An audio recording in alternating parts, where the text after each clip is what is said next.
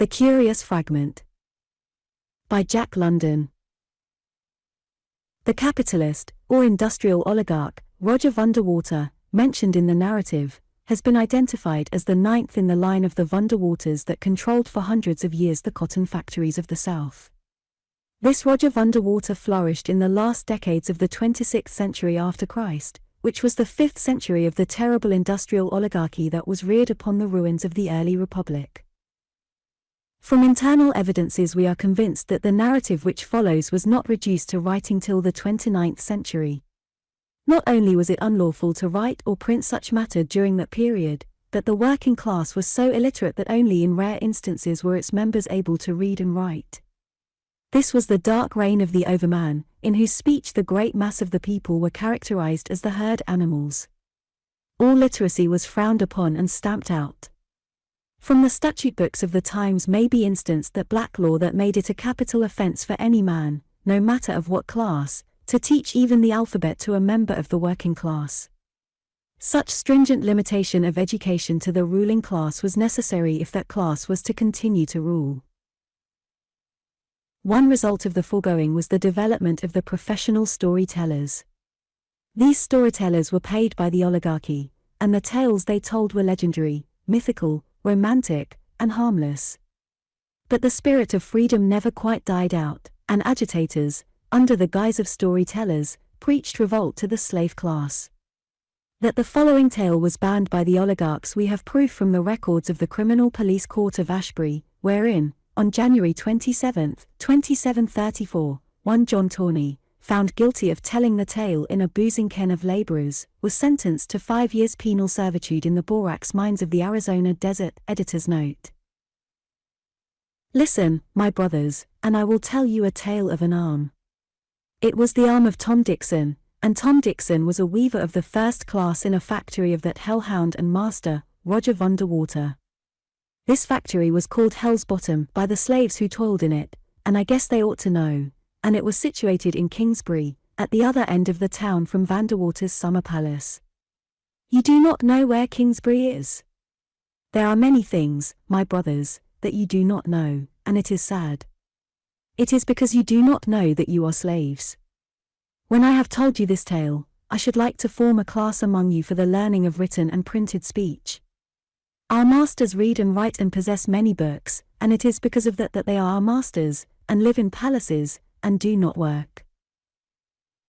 When the toilers learn to read and write, all of them, they will grow strong, then they will use their strength to break their bonds, and there will be no more masters and no more slaves. Kingsbury, my brothers, is in the old state of Alabama. For 300 years the Vanderwaters have owned Kingsbury and its slave pens and factories, and slave pens and factories in many other places and states. You have heard of the Vanderwaters, who has not? But let me tell you things you do not know about them. The first Vanderwater was a slave, even as you and I. Have you got that? He was a slave, and that was over 300 years ago.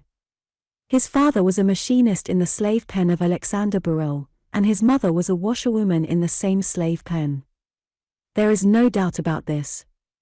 I am telling you truth. It is history. It is printed, every word of it, in the history books of our masters, which you cannot read because your masters will not permit you to learn to read. You can understand why they will not permit you to learn to read, when there are such things in the books. They know, and they are very wise. If you did read such things, you might be wanting in respect to your masters, which would be a dangerous thing to your masters. But I know, for I can read, and I am telling you what I have read with my own eyes in the history books of our masters. The first Vanderwater's name was not Vanderwater, it was Bill Vange, the son of Yergis Vange, the machinist, and Laura Carnley, the washerwoman. Young Bill Vange was strong. He might have remained with the slaves and led them to freedom. Instead, however, he served the masters and was well rewarded. He began his service, when yet a small child, as a spy in his home's slave pen. He is known to have informed on his own father for seditious utterance. This is fact. I have read it with my own eyes in the records. He was too good a slave for the slave pen. Alexander Burrell took him out, while yet a child, and he was taught to read and write. He was taught many things, and he was entered in the secret service of the government. Of course, he no longer wore the slave dress, except for disguise at such times when he sought to penetrate the secrets and plots of the slaves. It was he, when but 18 years of age, who brought that great hero and comrade, Ralph Jacobus, to trial and execution in the electric chair. Of course, you have all heard the sacred name of Ralph Jacobus, but it is news to you that he was brought to his death by the first Vanderwater, whose name was Vange. I know. I have read it in the books. There are many interesting things like that in the books. And after Ralph Jacobus died his shameful death, Bill Vange's name began the many changes it was to undergo. He was known as Sly Vange far and wide. He rose high in the Secret Service, and he was rewarded in grand ways, but still he was not a member of the master class. The men were willing that he should become so, it was the women of the master class who refused to have Sly Vange one of them. Sly Vange gave good service to the masters. He had been a slave himself, and he knew the ways of the slaves. There was no fooling him.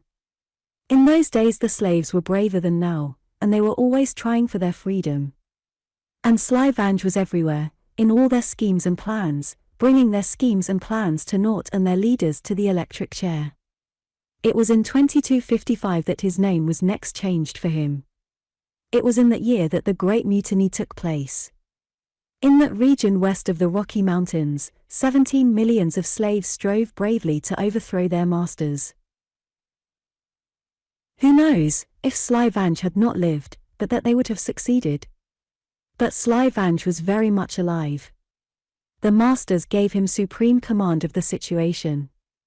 In 8 months of fighting, 1,350,000 slaves were killed.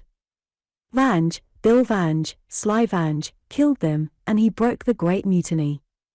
And he was greatly rewarded, and so red were his hands with the blood of the slaves that thereafter he was called Bloody Vange. You see, my brothers, what interesting things are to be found in the books when one can read them. And, take my word for it, there are many other things, even more interesting, in the books. And if you will but study with me, in a year's time you can read those books for yourselves. In 6 months some of you will be able to read those books for yourselves. Bloody Vange lived to a ripe old age, and always, to the last, was he received in the councils of the masters, but never was he made a master himself. He had first opened his eyes, you see, in a slave pen. But oh, he was well rewarded. He had a dozen palaces in which to live. He, who was no master, owned thousands of slaves. He had a great pleasure yacht upon the sea that was a floating palace, and he owned a whole island in the sea where toiled 10,000 slaves on his coffee plantations. But in his old age he was lonely, for he lived apart, hated by his brothers, the slaves, and looked down upon by those he had served and who refused to be his brothers. The masters looked down upon him because he had been born a slave. Enormously wealthy he died, but he died horribly, tormented by his conscience, regretting all he had done and the red stain on his name. But with his children it was different. They had not been born in the slave pen, and by the special ruling of the chief oligarch of that time, John Morrison, they were elevated to the master class. And it was then that the name of Vange disappears from the page of history. It becomes Vanderwater, and Jason Vange, the son of Bloody Vange, becomes Jason Vanderwater, the founder of the Vanderwater line. But that was 300 years ago, and the Vanderwaters of today forget their beginnings and imagine that somehow the clay of their bodies is different stuff from the clay in your body and mine and in the bodies of all slaves. And I ask you, why should a slave become the master of another slave? And why should the son of a slave become the master of many slaves? I leave these questions for you to answer for yourselves, but do not forget that in the beginning the Vanderwaters were slaves. And now, my brothers, I come back to the beginning of my tale to tell you of Tom Dixon's arm. Roger Vanderwater's factory in Kingsbury was rightly named Hell's Bottom, but the men who toiled in it were men, as you shall see. Women toiled there, too, and children, little children. All that toiled there had the regular slave rights under the law, but only under the law, for they were deprived of many of their rights by the two overseers of Hell's Bottom, Joseph Clancy and Adolph Munster. It is a long story, but I shall not tell all of it to you.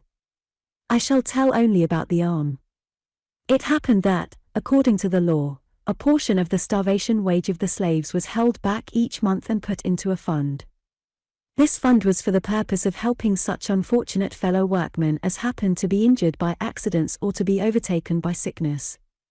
As you know with yourselves, these funds are controlled by the overseers. It is the law, and so it was that the fund at Hell's Bottom was controlled by the two overseers of accursed memory. Now, Clancy and Munster took this fund for their own use. When accidents happened to the workmen, their fellows, as was the custom, made grants from the fund, but the overseers refused to pay over the grants. What could the slaves do? They had their rights under the law, but they had no access to the law. Those that complained to the overseers were punished. You know yourselves what form such punishment takes: the fines for faulty work that is not faulty, the overcharging of accounts in the company's store, the vile treatment of one's women and children, and the allotment to bad machines whereon, work as one will, he starves. Once, the slaves of Hell's Bottom protested to Vanderwater. It was the time of the year when he spent several months in Kingsbury. One of the slaves could write, it chanced that his mother could write, and she had secretly taught him as her mother had secretly taught her. So this slave wrote a round robin, wherein was contained their grievances, and all the slaves signed by mark. And, with proper stamps upon the envelope, the round robin was mailed to Roger Vanderwater. And Roger Vanderwater did nothing, save to turn the round robin over to the two overseers. Clancy and Munster were angered. They turned the guards loose at night on the slave pen. The guards were armed with pick handles. It is said that next day only half of the slaves were able to work in Hell's Bottom.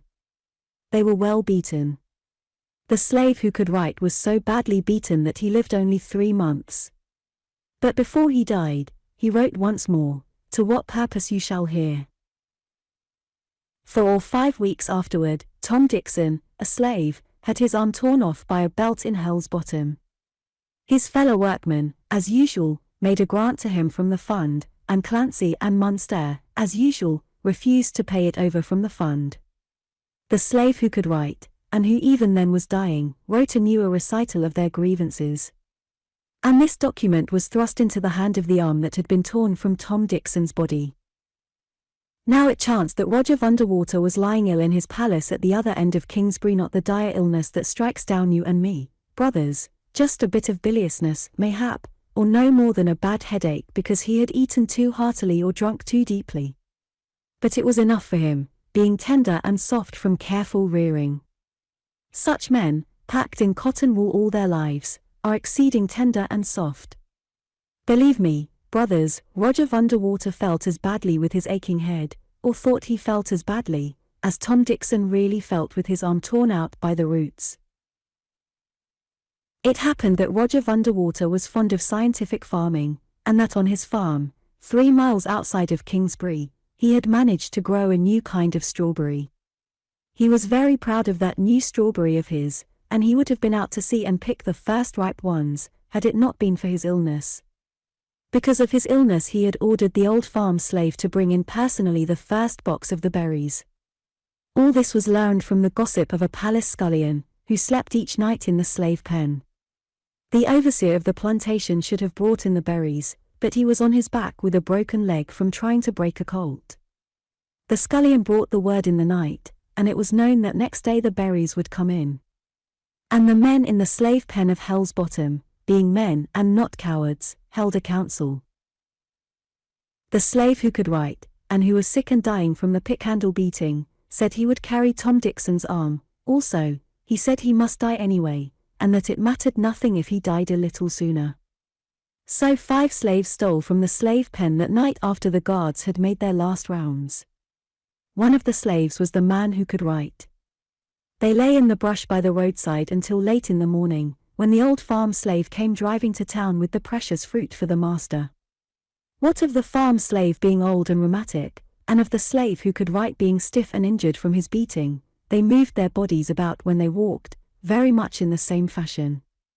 The slave who could write put on the other's clothes, pulled the broad-brimmed hat over his eyes, climbed upon the seat of the wagon, and drove on to town.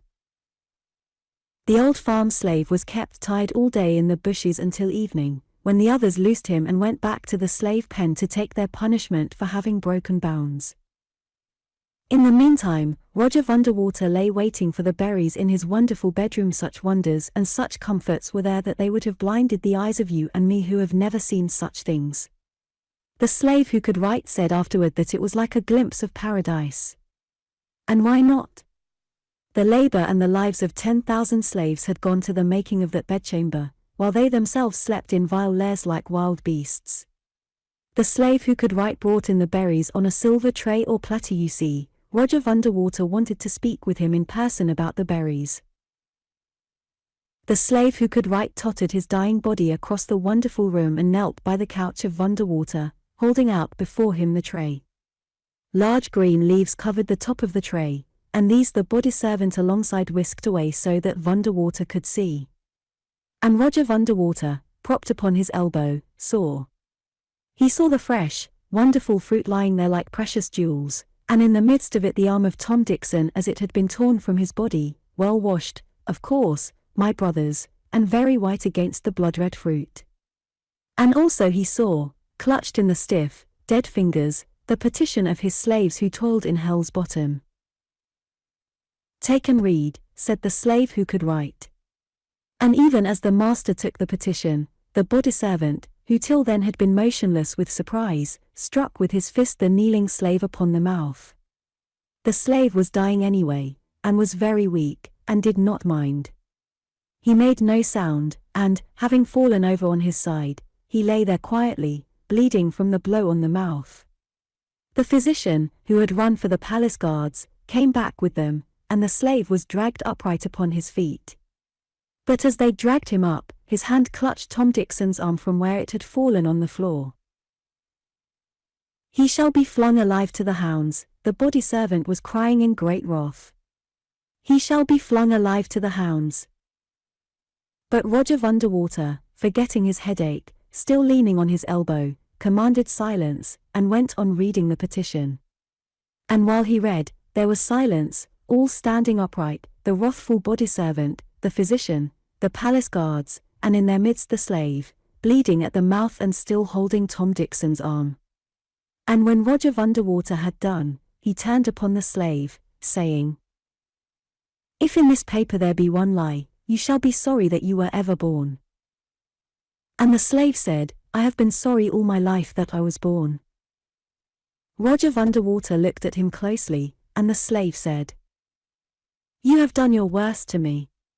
I am dying now. In a week I shall be dead, so it does not matter if you kill me now." "What do you with that?" the master asked, pointing to the arm, and the slave made answer, "I take it back to the pen to give it burial. Tom Dixon was my friend. We worked beside each other at our looms. There is little more to my tale, brothers." The slave and the arm were sent back in a cart to the pen. Nor were any of the slaves punished for what they had done. Indeed, Roger Vanderwater made investigation and punished the two overseers, Joseph Clancy and Adolph Munster. Their freeholds were taken from them. They were branded, each upon the forehead, their right hands were cut off, and they were turned loose upon the highway to wander and beg until they died. And the fund was managed rightfully thereafter for a time only, my brothers, for after Roger Vanderwater came his son, Albert, who was a cruel master and half mad. Brothers, that slave who carried the arm into the presence of the master was my father. He was a brave man. And even as his mother secretly taught him to read, so did he teach me. Because he died shortly after from the pick-handle beating, Roger Vanderwater took me out of the slave pen and tried to make various better things out of me. I might have become an overseer in Hell's Bottom, but I chose to become a storyteller, wandering over the land and getting close to my brothers, the slaves, everywhere. And I tell you stories like this, secretly, knowing that you will not betray me, for if you did, you know as well as I that my tongue will be torn out and that I shall tell stories no more. And my message is, brothers, that there is a good time coming, when all will be well in the world and there will be neither masters nor slaves. But first you must prepare for that good time by learning to read.